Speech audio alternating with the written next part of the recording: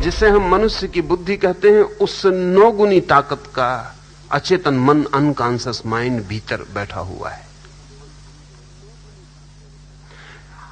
आपको मैंने समझाया कि क्रोध बुरा है, आपकी समझ में आ गया। लेकिन जिस बुद्धि की समझ में आया उसने कभी क्रोध किया ही नहीं। उस बुद्धि के पीछे जो 9 हिस्से परत हैं अचेतन की, अनकॉन्शियस की, क्रोध वहां से आता है। ऐसा समझ लें कि मैं एक मकान में रहता हूं, दरवाजे पे एक पहरेदार खड़ा है। उस बेचारे ने कभी क्रोध किया नहीं, और जब भी दरवाजे पे कोई उपद्रव होता तो घर के भीतर जो मालिक रहता है वो बंदूक लेकर दरवाजे पे आके उपद्रव करता है। और जब भी कोई उपदेशक समझाने आता तो उस पहरेदार को पकड़ के समझाता है कि क्रोध बहुत बुरी चीज है, झगड़ा वगैरह नहीं करना चाहिए। वो कहता है कि मेरी भी समझ में आता है, मैं भी देखता हूं कि जब उपद्रव होता है वो मालिक भीतर से आता है तो भारी खून खराबा हो जाता है। मैं बिल्कुल समझता हूं, मेरी समझ में बिल्कुल आता है। मगर ये उपदेशक को पता नहीं कि जिसको वो समझा रहा है उसने कभी उपद्रव किया नहीं, और जिसने उपद्रव किया है इस पहरेदार से उसका कोई कम्युनिकेशन नहीं है, इससे कभी उसकी मुलाकात ही नहीं होती। और जब वो मालिक बंदूक लेके आता तब ये पहरेदार हाथ पर झुका के, सिर झुका के उसके चरणों में पड़ जाता है, क्योंकि वो मालिक है। और जब वो चला जाता तब पहरेदार अपनी कुर्सी पे बैठ के झपकी खाता रहता और सोचता है कि बहुत बुरी बात है, क्रोध होना नहीं चाहिए। आप जिस बुद्धि से समझ रहे हैं, अगर हम आपके मन के 10 खंड कर दें तो 1 खंड समझ का है और 9 खंड अंधेरे में पड़े। जीवन का सारा उपद्रव अंधेरे खंडों से आता है। जब आपके भीतर काम वासना पैदा होती है तो आपके उन 9 हिस्सों से आती है, और जब ब्रह्मचर्य की आप किताब पढ़ते हैं तो वो 1 हिस्सा पढ़ता है, पहरेदार। आप ब्रह्मचर्य की किताब पढ़ के रख देते हैं, बिल्कुल जज जाती है कि बात बिल्कुल ठीक है, लेकिन उस जचने से कुछ नहीं होता। जब वो भीतर के 9 हिस्से काम वासना से भरते हैं तब इस 1 हिस्से की कोई ताकत नहीं है, वो इसको एक तरफ हटा के बाहर आ जाते। इसके जुम्मे एक ही काम है कि जब वक्त मिले तो समझने का काम करे, और जब फिर वक्त मिले तो पश्चाताप करे। ये जो 1 हिस्सा मन है, इसकी कोई सुनवाई नहीं है। ध्यान रहे कि मन में जितना गहरा हिस्सा होता है उतना ताकतवर होता है। परिधि पर, सरकमफ्रेंस पर ताकत नहीं होती, ताकत सेंटर में होती है। जिसको हम बुद्धि कहते हैं वो हमारी सरकमफ्रेंस है, परिधि है, घर के बाहर का परकोटा है। वहां कोई खजाने नहीं रखता। खजाने तो उस तिजोरी में दबे होते हैं जो घर का भीतरी से भीतरी अंतरंग है। तो हमारे जीवन की ऊर्जा तो अंतरंग में छिपी है, और बुद्धि हमारे दरवाजे पर खड़ी है। इसी बुद्धि से पढ़ते हैं, इसी बुद्धि से सुनते हैं, इसी बुद्धि से समझते हैं। तो लाओ से जब कहता है समझ में आ जाए तो रूपांतरण हो जाता है, तो वो कह रहा है उस सेंटर की समझ में आ जाए। वो जो आपके भीतर अंतरस्थ बैठा हुआ अंतिम मालिक है उसकी समझ में आ जाए तो क्रांति हो जाती। अब हमारी कठिनाई भी स्वाभाविक है, वास्तविक है कि हमें लगता है समझ में आ गया, फिर क्रांति तो होती नहीं, हम वहीं के वहीं खड़े रह जाते हैं। और इस तथाकथित समझ से और एक उपद्रव शुरू होता है। वो उपद्रव ये होता है कि अब हम द्वैत में बढ़ जाते हैं। मन भीतर से कुछ करवाता है, हम कुछ करना चाहते हैं, वो कभी होता नहीं, होता वही है जो भीतर से आता है। और फिर आखिर में पश्चाताप और दीनता और हीनता मन को पकड़ती, और अपनी ही आंखों में आदमी गिरता चला जाता है। उसे लगता है कि मैं कुछ भी नहीं हूं, किसी कीमत का नहीं हूं। तो ये जो समझ है हमारी, अल्लाह से इसके संबंध में नहीं कह रहा है। ये इंटेलेक्चुअल जो अंडरस्टैंडिंग है, ये धोखा है समझ का। ये ऐसा ही है जैसे कोई कहे कि अगर वृक्ष को जल मिल जाए तो उसमें फूल आ जाते, हम जाके वृक्ष के पत्तों पर जल छिड़काएं, फिर फूल ना आए। तो हम कहें कि हमने तो जल छिड़का, फूल नहीं आए, जाहिर है कि जिसने कहा था गलत था। और या फिर हमने जो जल छिड़का वो जल न था। स्वभावतः हमारे सामने सवाल उठेगा, फूल तो नहीं आए। लेकिन जिसने कहा था वृक्ष को जल मिल जाए तो फूल आ जाते हैं, उसने कहा था वृक्ष की जड़ों को, रूट्स को। ये मजे की बात है कि वृक्ष के पत्ते को आप जल दें तो जड़ों तक नहीं पहुंचता, जड़ों को जल दें तो पत्ते तक पहुंच जाता है। क्योंकि पत्तों के पास कोई यंत्र नहीं है कि जलों को रूट्स तक पहुंचा दे, जड़ों तक पहुंचा दे जल को। जड़ों के पास यंत्र है। जड़ें केंद्र हैं वृक्ष की, पत्ते तो परिधि हैं। इसलिए पत्ते रहें कि गिर जाएं नॉन एसेंशियल है, दूसरे पत्ते आ जाएंगे। लेकिन जड़ें चली जाएं तो दूसरी जड़ें लाना बहुत मुश्किल है, असंभव है। तो दो बात समझ लें। एक तो यह कि जिसको आप समझ कहते हैं वो केवल तार्किक, शाब्दिक, बौद्धिक है, आंतरिक नहीं, आत्मिक नहीं, समग्र नहीं। आपके प्राणों तक वो जाती नहीं और इसलिए रूपांतरण नहीं होता। बात बिल्कुल समझ में आ जाती है और आप वहीं के वहीं खड़े रह जाते हैं, कहीं कोई फर्क नहीं पड़ता। तो अब क्या करें? वो समझ हम कैसे लाएं जो समझ जड़ों तक जाए? हमारी सारी शिक्षा और दीक्षा एक ही समझ की है, ये तथाकथित जो समझ है। गणित सीखते हैं इसी बुद्धि से, भाषा सीखते हैं इसी बुद्धि से। काम चल जाता है। काम इसलिए चल जाता है कि आपके भीतर के केंद्र का कोई विपरीत गणित नहीं है, नहीं तो काम नहीं चलता।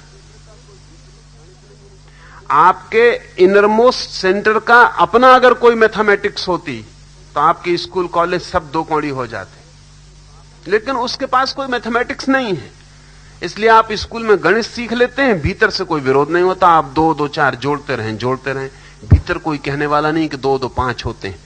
अगर भीतर का मन कहने को होता कि 2 2 5 होते तो सारी यूनिवर्सिटीज कचरे में पड़ जाती हैं। आप 2 2 4 नहीं जोड़ पाते, जब भी जोड़ने जाते 5 लिखते। इसलिए विश्वविद्यालय सफल है, काम चलाओ दुनिया के लिए, क्योंकि गणित हमारी ईजाद है, भाषा हमारी ईजाद है। जो भी हम सिखा रहे हैं स्कूल में वो आदमी की ईजाद है। अगर हम आदमी को न सिखाएं तो वो आदमी में होगा ही नहीं। अगर हम एक बच्चे को भाषा न सिखाएं तो वो बच्चा अपने आप भाषा नहीं बोल पाएगा। लेकिन एक बच्चे को क्रोध सिखाने की जरूरत नहीं है, वो अपने आप क्रोध सीख लेगा। अगर हम एक बच्चे को गणित ना सिखाएं तो दुनिया में कोई उपाय नहीं है कि वो गणित सीख ले। लेकिन सेक्स या काम वासना सिखाने के लिए किसी विद्यापीठ की जरूरत नहीं पड़ेगी। उसे जंगल में डाल दो, खड्ड में, वहां भी वो सीख लेगा। सीख लेने का सवाल नहीं, वो भीतर से आएगा। इसका मतलब यह हुआ कि जीवन में जो चीज भी भीतर से आती है उसी के मामले में अड़चन में पड़ते हैं आप। जो भीतर से नहीं आती, बाहर की, उसमें अड़चन में नहीं पड़ते। आप कोई भी भाषा सीख लेते हैं, वो ऊपर का काम है। भीतर का मन उसके विरोध में नहीं है, चल जाता है। तो स्कूल, कॉलेज, विश्वविद्यालय आपको जो शिक्षा देते हैं, मन का ऊपरी हिस्सा ट्रेन कर देते हैं। वो कठिनाई तब शुरू होती है जब आप जिंदगी को भीतर से बदलना चाहते हैं, तभी इसी ऊपरी हिस्से का उपयोग करते हैं। बस वहीं अड़चन हो जाती है। सोचते हैं क्रोध न करूं, ये आप उसी हिस्से से सीखते हैं जिससे गणित सीखा था। ये क्रोध का मामला बहुत दूसरा है, गणित का मामला बहुत दूसरा है। गणित आदमी की ईजाद है, क्रोध अगर किसी की ईजाद है तो वो प्रकृति की, आदमी की नहीं।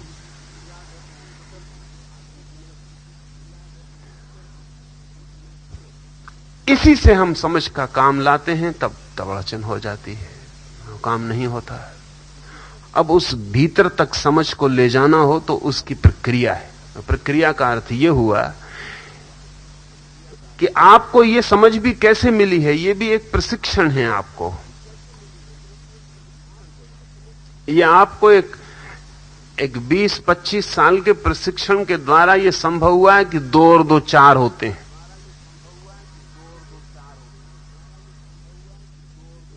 मुल्ला नसरुद्दीन एक दिन अचानक अपने रास्तों पर देखा गया कि बहुत शानदार कपड़े पहने हुए,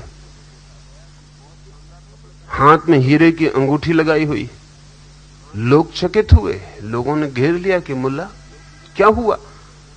उसने कहा कि लॉटरी हाथ लग गई। पर कैसे लगी? मुल्ला ने कहा कि 3 रात तक लगातार सपना देखा जिसमें मुझे 7 का आंकड़ा दिखाई पड़ता था। 3 रात। तो मैंने सोचा 7 या 28। मैंने नंबर लगा दिया। पर लोगों ने कहा, अरे मुल्ला क्या कह रहे हो, 7 या 28? 7 या 21 होते। मुल्ला ने कहा होते होंगे, लेकिन लॉटरी 28 पे मिली। इससे कोई लॉटरी मिल गई 28 पे।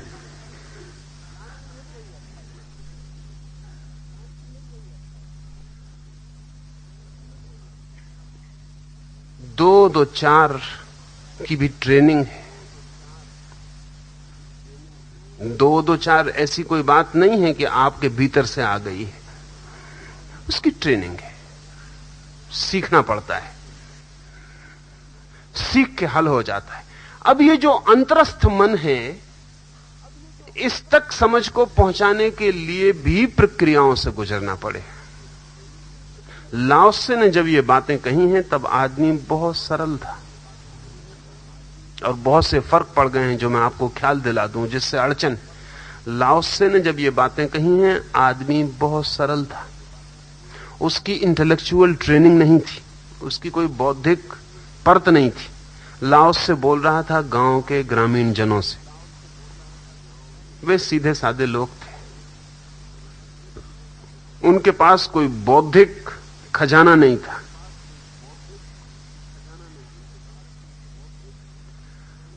प्रकृति के सीधे करीब थे, निर्दोष थे। लाओ त्से उनसे बोल रहा था। लाओ त्से अगर आपसे बोले तो सबसे पहला सवाल यही होगा जो विजय ने पूछा, यही सवाल होगा। क्यों? कि समझ में तो हमारे आपकी बात आ गई। लाओ त्से जिनसे बोल रहा था वो ये सवाल कभी नहीं उठाए। लाओ त्से और च्वांग त्से के हजारों संस्मरणों में ये सवाल एक आदमी ने नहीं उठाया है कि हमारी समझ में तो आ गया लेकिन जिंदगी नहीं बदलती। हां, ये सवाल बहुत लोगों ने उठाया है कि हमारी समझ में नहीं आता, समझाएं। फर्क समझ रहे हैं? वो ये सवाल उठाते हैं बहुत लोग कि हमारी समझ में नहीं आया, आप फिर से समझा दें। तो लाओ त्से फिर से समझाएगा। एक बार ऐसा हुआ कि एक आदमी रोज सुबह आया, 21 दिन तक आया, और रोज सुबह आके वो कहता कि लाओ त्से से कि तुमने जो कहा था वो मैं भूल गया, तुमने जो कल कहा था फिर से समझा दो। 1 दिन, 2 दिन, 3 दिन, 4 दिन। फिर लाओ त्से के एक शिष्य मातसु को हैरानी हुई। उसने उस आदमी को जब 5वें दिन फिर आते देखा तो उसने उसको झोंपड़े के बाहर रोका और कहा कि क्या मामला है?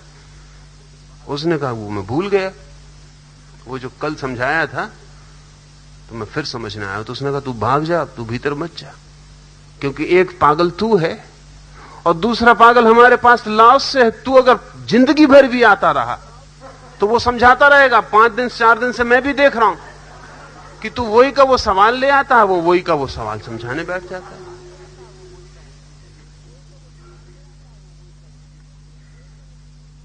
जब ये बात ही चल रही थी मात्सु के साथ, तभी लाओ त्से बाहर आ गया। उसने कहा आ गया भाई, अंदर आ जा। भूल गया? फिर से सुन ले। वो 21 दिन रोज आ रहा है, 22वें दिन नहीं आया तो कहानी कहती कि लाओ त्से उसके घर पहुंच गया। कहा क्या तबीयत खराब है? क्या हुआ? उस आदमी ने कहा समझ में आ गया। और कुछ? उसने कहा मैं दूसरा आदमी हो गया। लेकिन फर्क आप समझ रहे हैं? अगर हम 21 दफा जाते लाओ त्से के घर पर तो हम समझने ना जाते, हम कहते समझ में तो पहले दिन ही आ गया। जिंदगी नहीं बदली। वो आदमी ये कहते नहीं कि जिंदगी नहीं बदली, क्योंकि वो आदमी ये कहता है कि आप कहते हो समझ में आ जाएगा तो जिंदगी बदल ही जाएगी, वो बात खत्म हो गई। अब समझ में ही आ जाए बुद्ध जब भी बोलते थे, तो अभी जब बुद्ध के ग्रंथों को संपादित किया गया है तो बड़ी हैरानी हुई, क्योंकि बुद्ध एक एक पंक्ति को 3 बार से कम दोहराते नहीं थे। 3 बार कहेंगे। तो 3 बार छापो तो नाहक 3 गुनी किताब हो जाती और पढ़ने वाले को भी कठिनाई होती। तो राहुल शंकरतैन ने जब पहली दफा हिंदी में विनय पिटक का पूरा संग्रह किया, तो हर पंक्ति के बाद निशान लगाए उन्होंने। निशान बाहर सूची बना दी, फिर से वही उसका निशान, फिर से वही उसका निशान, फिर से वही डिट्टो। पूरी किताब निशान से भरी हुई है। क्या बात क्या थी? बुद्ध क्यों इतना दोहरा रहे हैं? अगर समझाना हो तो तर्क देना पड़ता है, और अगर भीतर तक पहुंचाना हो तो उस पुराने जमाने में लोग इतने सरल थे कि उसे केवल बार बार दोहराने से वो मंत्र बन जाता, वो सजेस्टिबल हो जाता और भीतर प्रवेश कर जाता। सिर्फ बार बार दोहराना काफी था।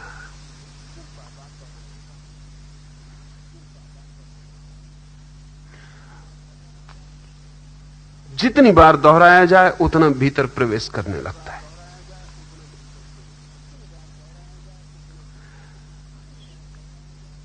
लेकिन बुद्धि तो एक ही दफे में समझ जाती है, इसलिए दोबारा दोहराने की जरूरत नहीं रह जाती। अगर दोबारा दोहराओ तो आदमी कहेगा आप क्यों हमारा समय जाया कर रहे? समझ गए, अब दूसरी बात करिए।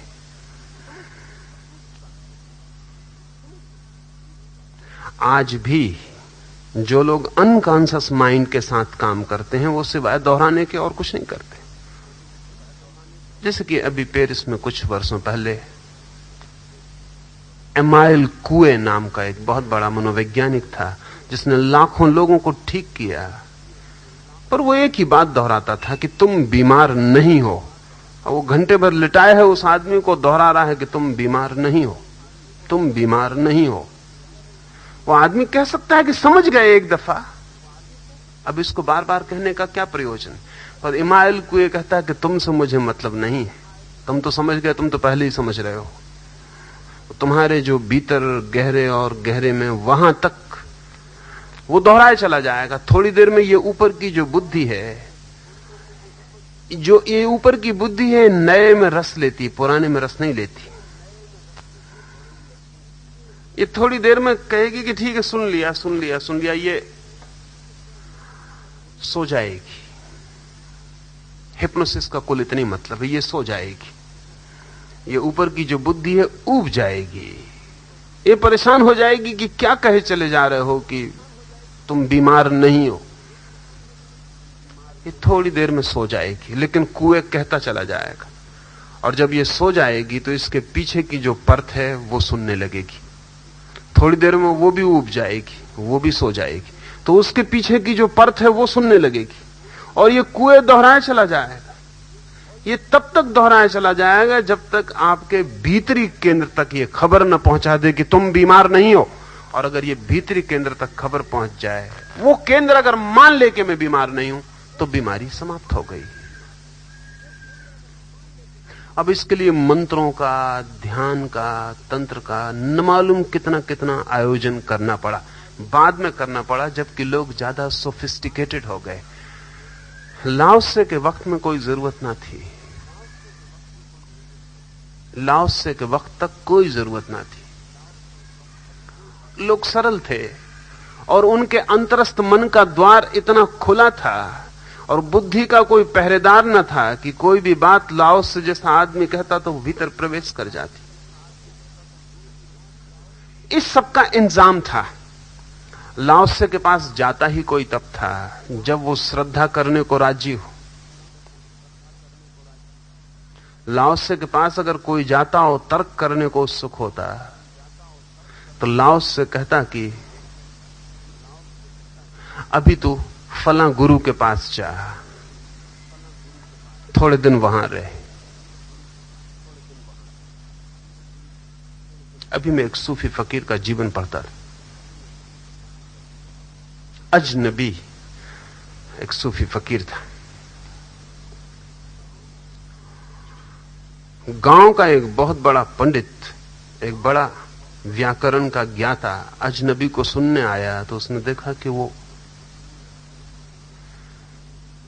व्याकरण वगैरह जानता नहीं, ठीक से भाषा उसे आती नहीं। तो उस पंडित ने कहा कि पहले तो लोगों को जिनको आप समझा रहे हैं ठीक से भाषा समझाइए, व्याकरण समझाइए, प्रारंभ से ही प्रारंभ करिए। ये आप क्या कर रहे हैं? आप इतनी ऊंची बातें कर रहे हैं, लेकिन ना भाषा का ठिकाना ना व्याकरण का। तो उस सूफी फकीर ने कहा कि तू रुक जा यहां। उस फकीर के चमत्कारों की बड़ी कथाएं थी, वो पंडित रुक गया। सूफी ने उससे कहा कि बाहर झोपड़े के जो कुत्ते और बिल्लियां सांझ को इकट्ठे होते हैं, तू उनको व्याकरण सिखाना शुरू कर दे। उसे लगा तो कि ये पागलपन की बात है, लेकिन ये फकीर कह रहा और ये चमत्कारी है, शायद कोई राज होगा, शायद ये कुत्ते और बिल्लियां साधारण न हो, कुछ खूबी के हों, या फिर इसका कोई मतलब होगा। शायद इन्हें सिखाते सिखाते मुझे कुछ सीखने को मिल जाए। बात तो कुछ होगी ही, रहस्य इसमें कुछ होगा ही। उसने बेचारे ने सिखाना शुरू कर दिया। सरल से सरल पाठ सिखाता था, लेकिन कुत्ते बिल्ली थे कि नहीं सीखते थे। 6 महीने बीत गए, वो भी थक गया। फकीर कई बार पूछा कि कोई प्रगति, कोई प्रगति तो नहीं हो रही। फकीर ने कहा बिल्कुल प्रारंभ से प्रारंभ किया है ना, बिल्कुल प्रारंभ से प्रारंभ किया, इससे और आगे प्रारंभ भी नहीं होता। कोई कुछ भी सिखा पाए? उसने कहा कोई एक कदम ही नहीं उठ रहा आगे।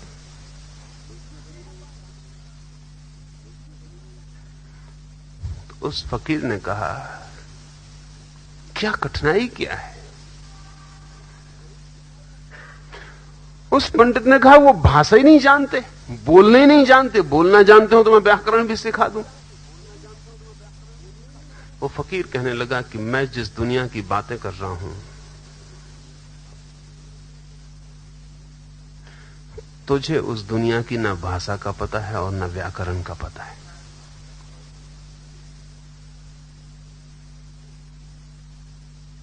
तुझे उसका पता हो तो मैं भी शुरू कर सकता हूं, तेरे साथ भी शुरू कर सकता हूं। पुराने युगों में यह नियमित व्यवस्था थी कि गुरु अगर देखता कि कोई तर्क करने आ गया तो उसे उस जगह भेज देता जहां तर्क ही चलता था, ताकि वो तर्क से थक जाए, परेशान हो जाए, इतना ऊब जाए कि एक दिन आके वो कहे कि तर्क बहुत कर लिया, कुछ मिला नहीं, अब कोई ऐसी बात कहें जिससे कुछ हो जाए। तब लाओस से जैसे आदमी बोलते हैं। एक सूफी फकीर के बाबत उसके 2 फकीर सामने रहते हैं। एक फकीर का शिष्य है, वो अपने गुरु को आके कहता है कि सामने वाला जो सूफी है ये आपके बाबत बहुत गलत सलत बातें प्रचारित करता है, ये कुछ गंदी गंदी बातें भी आपके संबंध में गढ़ता है, अफवाहें उड़ाता है। आप इसे ठीक क्यों नहीं कर देते, कुछ बोलते क्यों नहीं? तो उस फकीर ने कहा तू ऐसा कर, तू उसी से जाके पूछ कि राज क्या है, पर ऐसे जल्दी मत पूछना, क्योंकि कीमती बातें अजनबियों को नहीं बताई जाती। और राहगीर चलते आके कुछ पूछ लें तो उनको उत्तर जो दिए जाते हैं वो रास्ते की ही कीमत के होते हैं। तो उसने कहा मैं क्या करूं? कहा कि साल भर उसकी सेवा कर, निकट पहुंच, और जब आंतरिकता बन जाए तब किसी दिन क्षण का ख्याल रख के, समय का बोध रख के, अवसर खोज के उससे पूछना।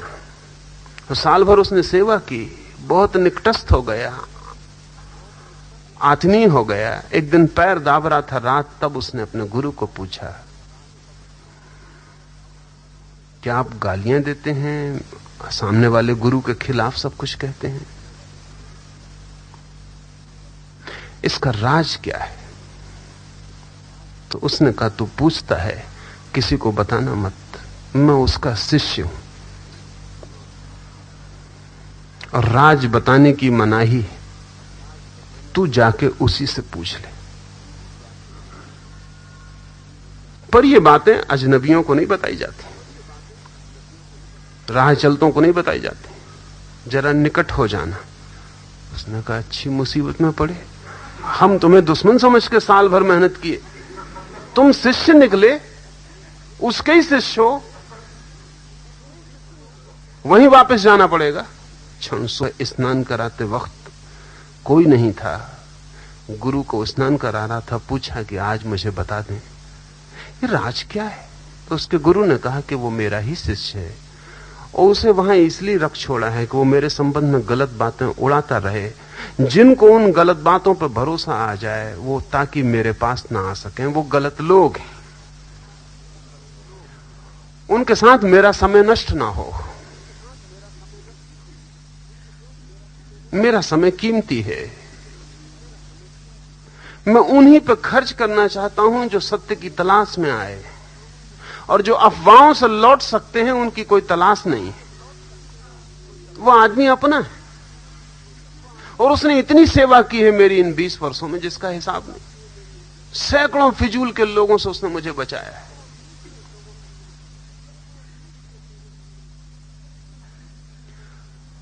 ये नियमित व्यवस्था थी।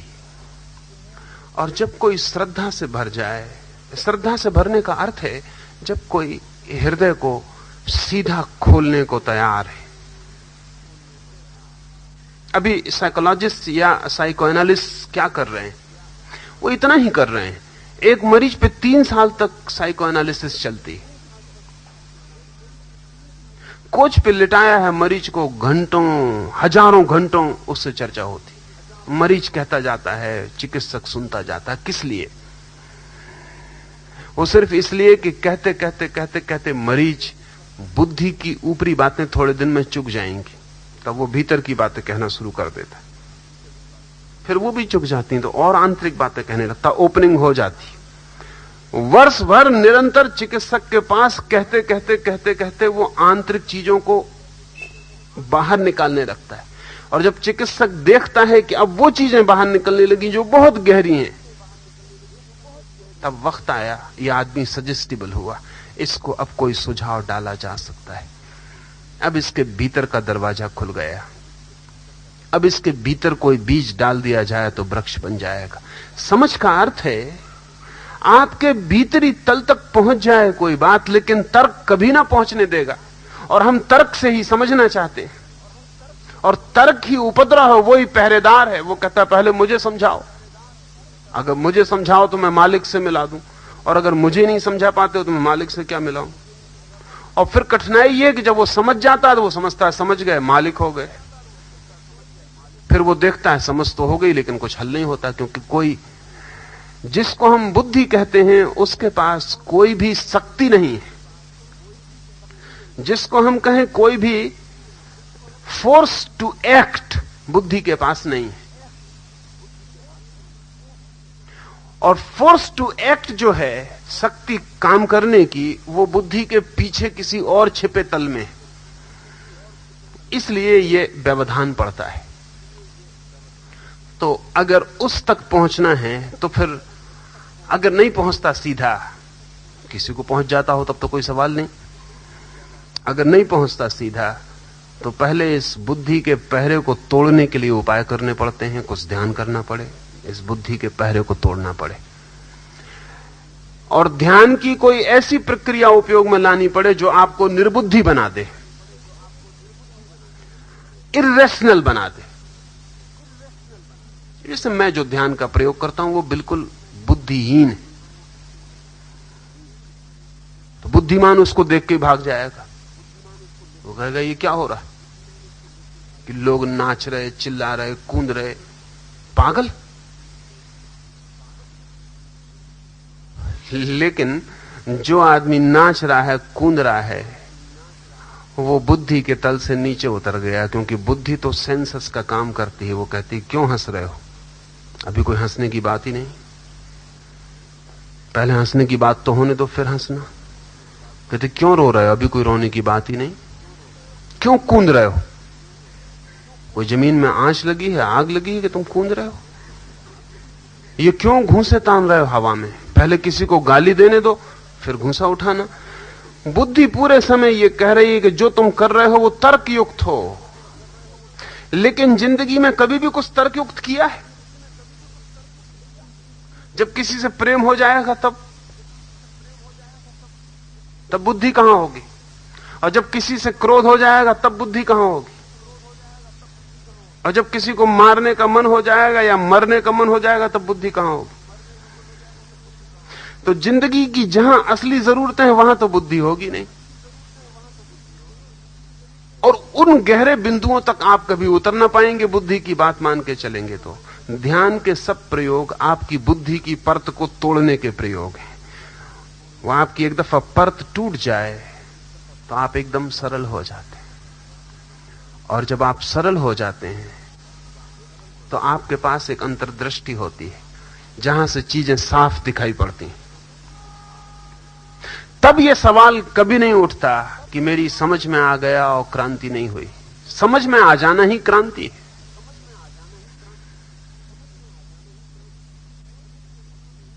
To know is to be transformed. Knowledge is transformation. ये सवाल फिर नहीं उठता, लेकिन ये उठता है। और मैं ये नहीं कहता कि गलत उठता है। हम जैसे हैं आज उसमें ये सवाल उठेगा। हम दो हिस्सों में बटे हुए हैं। जिस हिस्से से समझते हैं उसका कोई संबंध नहीं, उस हिस्से से जिससे करते हैं। करने का हिस्सा अलग, समझने का हिस्सा अलग। घर डिवाइडेड है, दो टुकड़ों में बटा हुआ है। जिसके हाथ में ताकत है करने की वो समझने नहीं आता। जिसके हाथ में करने की कोई ताकत नहीं है वो समझने आता है।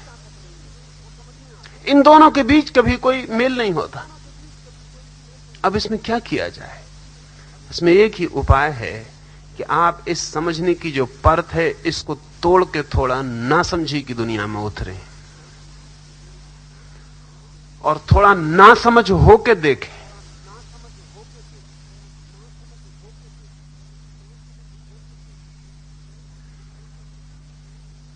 तो आपके इन दोनों विभाजनों के बीच की दीवार धीरे धीरे गिरेगी और आप दोनों में आना जाना आपका शुरू हो जाएगा।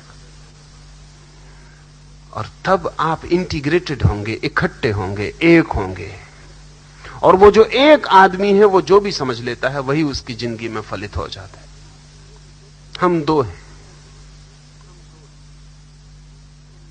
और इसलिए हमारा जो सवाल है वो जिंदगी तक उलझता चला जाता है और हर जिंदगी के बाद ज्यादा उलझ जाएगा क्योंकि विभाजन बढ़ता ही चला जाता है। इस विभाजन को कहीं से तोड़ें। पिछले आबू के शिविर में एक मित्र, पढ़े लिखे, बड़े सरकारी एक पद पर, वो देखने आए थे। 2 दिन तो वो देख रहे थे। मुझसे आके कहा कि ये तो मैं न कर पाऊंगा, ये जो लोग कर रहे हैं ये मैं न कर पाऊंगा। तो मैंने कहा कि ये आप कैसे कहते हैं कि ना कर पाएंगे? करके देख के कह रहे हैं, बिना करे कह रहे हैं, या सिर्फ इस भय से कह रहे हैं कि भीतर डर है कि हो तो ये भी मुझसे जाएगा? किस वजह से कह रहे हैं? वो कुछ थोड़े डरे। पत्नी उनके साथ थी, उसकी तरफ देखा। मैंने उनकी पत्नी को कहा कि तुम जाओ, उनको तुम्हारे सामने शायद वो अपनी बुद्धिमानी न छोड़ पाए, तुम हटो। वो कहने लगे डर से ही कह रहा हूं, मुझे भी ऐसा लगता है कि अगर मैं भी कूद पड़ूं तो बहुत उपद्रव मचाऊंगा। फिर मैंने कहा उसे मचाओ, एक दफा उसे मचा के देखो, तुम अपने नई ही सूरत से परिचित होगे। वही तुम्हारी असली सूरत है। वक्त बेवक्त पर वो निकल के बाहर आ जाती, लेकिन तब तुम उसके मालिक नहीं हो सकते, क्योंकि क्षण भर को आती फिर छिप जाती। मनोवैज्ञानिक कहते हैं क्रोध जो है वो टेम्पररी मैडनेस है। टेम्पररी है तो मैडनेस पूरी टेम्पररी है, थोड़ी देर रहती इसलिए आपको पता नहीं चलता, फिर निकल गई। परमानेंट हो जाए आप पागल हो गए, लेकिन जो टेम्पररी वो कभी भी परमानेंट हो सकता। मैंने उनसे कहा आप करें। उन्होंने कहा हिम्मत जुटाऊं, कोशिश करूं। मैंने कहा कोशिश हिम्मत की बात नहीं है। आप तो आंख पे पट्टी बांध के वो खड़े हो जाएं और जब आने लगे तब भूल जाएं कि आप बड़े अधिकारी हैं और बड़े पढ़े लिखे हैं और समझदार हैं। तीसरे दिन वो कूद रहे थे। वो दूसरा ही व्यक्तित्व था। लौट कर उन्होंने मुझे कहा कि मैं इतना हल्का हो गया हूं कि उड़ जाऊं, इतना हल्का हो गया हूं, भीतर से न मालूम कितनी बीमारी बाहर निकल गई है। और अब मैं आपकी बात ज्यादा ठीक से समझ सकूंगा कि आप क्या कह रहे हैं। तो हमारे दिमाग पर जो बैठा हुआ एक पहरा है तथाकथित समझदारी का, उसे तोड़ना पड़े तो आपके भीतर वो समझ आ सकेगी। तो पहले ये तथाकथित समझ को तोड़ने के लिए कुछ करें।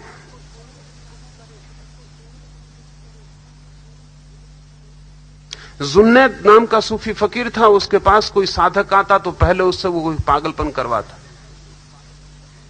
कोई पागलपन करवाता। उससे कहता कि जाओ बाजार में सड़क पर खड़े हो जाओ और लोगों से कहो कि जो मुझे एक जूता मारेगा उसको मैं एक आशीर्वाद दूंगा, और जो जूता मुझे नहीं मारेगा संभल के जाए, एक अभिशाप। वो आदमी कहता है आप ये क्या कह रहे हैं? और वो कहता पहले तुम एक बस्ती का चक्कर लगाओ, फिर हमारी तुम्हारी बात हो सकेगी। तुमसे हमारा मामला नहीं चलेगा, तुम जरा 2-4-10 जूते खा के आओ, फिर इसको गिर जाने दो जो तुम्हारे ऊपर बैठा है, फिर जरा हम भीतर तुम्हारी सीधी सीधी बात हो सकेगी। समझ की भीतरी गहराई के लिए कहता है लाओस से। वो ठीक कहता है कि डालो कांटा समझ का तो क्रांति की मछली पकड़ में आएगी, लेकिन आप अपने घर की बाल्टी में बैठे कांटा डाले उसमें नहीं आएगी। आपको खुद ही पता है कि इस बाल्टी में कोई मछली ही नहीं। आप जिस बुद्धि में पकड़ने चल रहे हैं क्रांति को, वहां कोई क्रांति नहीं है। जिसको आप बुद्धि कहते हैं वो सबसे ज्यादा कन्फर्मिस्ट हिस्सा है, सबसे ज्यादा ऑर्थोडॉक्स हिस्सा है आपके व्यक्तित्व का। वहां कुछ पकड़ में नहीं आएगा। उससे गहरे में जहां जीवन की धारा बहती है, जहां तरलता है, जहां चीजें जन्म लेती हैं, अराजकता है, जहां क्यास है अस्तित्व का, भीतर गहरे में जहां हृदय में जहां सारी ऊर्जा उठती है, जहां से काम आता, क्रोध आता, प्रेम आता, घृणा आती, दया करुणा आती, वहां ये गणित और भाषा जहां चलती है वहां से नहीं, ये भूगोल और इतिहास जहां पढ़ा जाता है वहां से नहीं, केमिस्ट्री और फिजिक्स की जानकारी जहां से होती है वहां से नहीं, जहां से प्रेम पैदा होता, जहां से घृणा पैदा होती, जहां जीवन के मूल स्रोत बहते हैं, वहां जब कांटा डलता है समझ का तो क्रांति की मछली पकड़ में आती है, उसके बिना नहीं आती। अब अगर कभी 1000 में कोई एक आध ऐसा सरल आदमी होता है तो तत्काल हो जाता है। आज तो वो हालत कम होती चली जाएगी। आज तो हमें कुछ उपाय, कुछ डिवाइस करनी पड़ेगी जिससे तोड़ें, पहले तोड़ें, फिर भीतर प्रवेश हो सकता है। और तब समझो क्रांति दो चीजों के नाम नहीं है, एक ही सिक्के के दो पहलू हैं। दूसरा सवाल पूछा है कि लाओस से अगर कहता है कुछ ना करो तो पुरुषार्थ का क्या होगा? क्या तुम समझते हो कुछ ना करना कोई छोटा मोटा पुरुषार्थ है?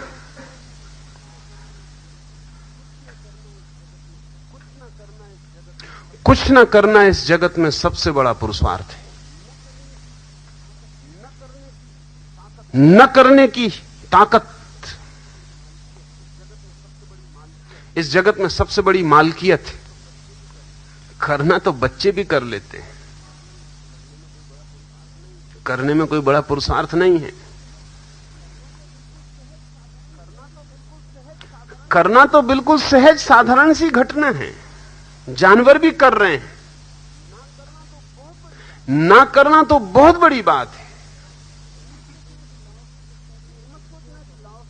तो ये मत सोचना कि लाओस से जब कहता है कि ना करो, इनएक्टिविटी, तो इससे तो पुरुषार्थ खत्म हो जाएगा।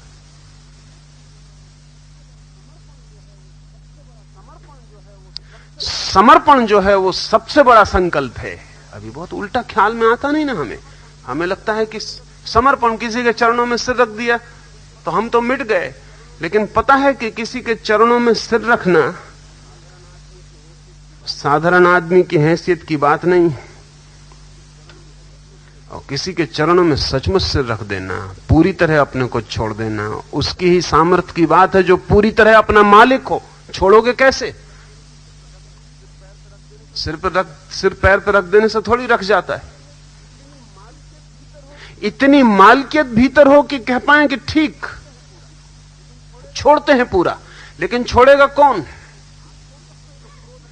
आप छोड़ सकते हो, जो क्रोध नहीं छोड़ सकता, जो सिगरेट पीना नहीं छोड़ सकता, वो पूरा छोड़ देगा स्वयं को। तो एक आदमी सिगरेट पीना छोड़ता तो वो कहता हम बड़ा पुरुषार्थ कर रहे हैं, वो भी छूटती नहीं। तो पूरा अपने को समर्पित करना वो छोटा पुरुषार्थ नहीं है, बड़े से